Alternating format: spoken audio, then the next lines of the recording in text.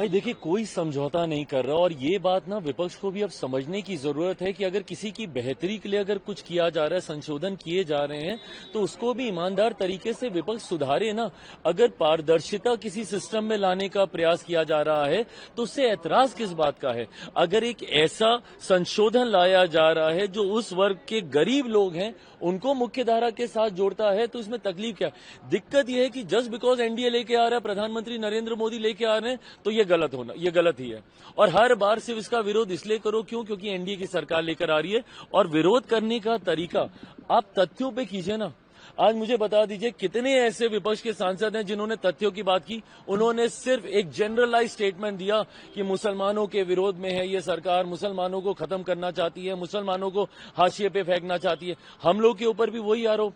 आप मुझे बताइए, मैं रामविलास पासवान का बेटा हूं। मेरे नेता, मेरे पिता ने अपनी पार्टी को समाप्त कर दिया 2005 में, मुस्लिम मुख्यमंत्री बिहार में बने, उसकी पैरवी करते करते। उस वक्त कहां थी ये तथाकथित सारी सेक्युलर पार्टियां? क्यों नहीं आ गए ये समर्थन में? आज मेरी धर्मनिरपेक्षता के ऊपर, आज मेरे सेक्युलरिज्म के ऊपर आप सवाल खड़े करते हैं, बट उन लोगों का आप साथ देते हैं जिनको सच्चर कमेटी की रिपोर्ट कहती है कि भैया मुसलमान की बदहाल परिस्थिति के जिम्मेदार ये लोग हैं। कांग्रेस का आप साथ देंगे, राजद जैसी पार्टी का साथ देंगे जिन्होंने खुद वक्त को लेकर, लालू जी का बयान वायरल है आज की तारीख में, हर कोई जान रहा है उन्होंने क्या कहा क्या नहीं। और विपक्ष की ये आदत बन गई है डराने की लोगों को। इन्होंने इसी तरीके से डराते डराते सीए के बारे में इन्होंने भ्रम फैलाने का प्रयास किया कि वो नागरिकता छीन लेगा।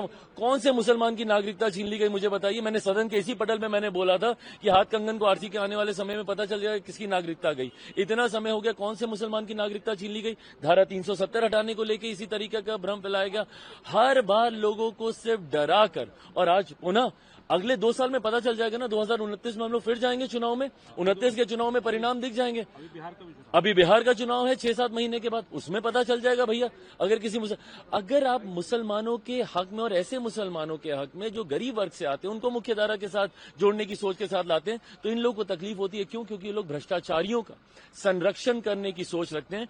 ये संशोधन मैं ईमानदारी से मानता हूं, मैं रामविलास पासवान का बेटा हूं, कोई ऐसी गलत चीज का मैं पक्ष नहीं लूंगा जो मेरे पिता की विचारधारा के खिलाफ जाए। मेरा कमिटमेंट ना सिर्फ समाज के इस वर्ग के साथ है, मेरा कमिटमेंट मेरे पिता की आइडियोलॉजी के साथ भी है।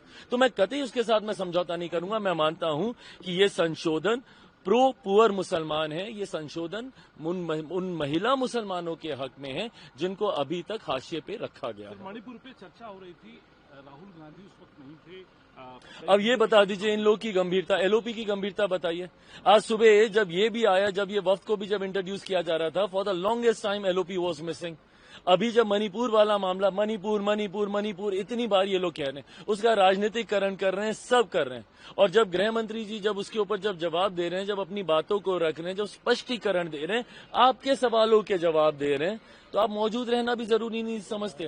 वक्त के दुनिया भर के ये लोग माहौल बना रहे हैं, जनता के बीच जा रहे हैं, मुसलमानों के बीच जा रहे हैं। आप दिन के विजुअल्स निकाल के देखिए, विपक्ष के कितने सांसद कब कब मौजूद थे। और खास तौर पर एलओपी की भूमिका, भाई you have to be present in the house, counter us every time, then you say that कि ये स्पीकर आपको बोलने नहीं देते, सरकार आपको बोलने नहीं देती।